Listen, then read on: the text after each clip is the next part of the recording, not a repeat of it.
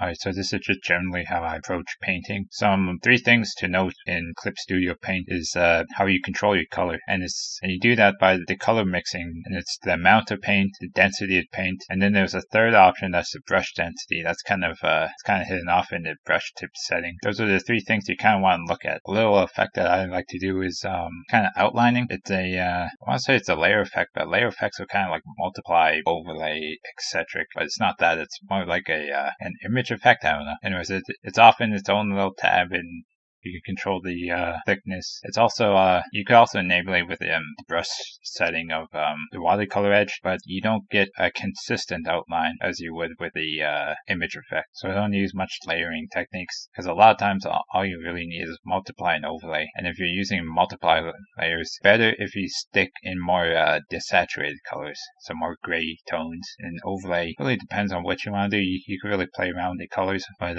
if you want to just be lazy, a lot of times you could just sample the color you want that's already there and just reapply on top of it, and you get and you lighten up the value slightly. Another thing I want to note is brush density, the opaqueness, like whether it's fully opaque 100% or it's like kind of semi-transparent where it's see-through, because that's a big reasoning for like a lot of like some pain points when it comes towards color mixing in Clip Studio Paint is if that's kind of closer to 0, your color won't show up even if you max out your density of the paint.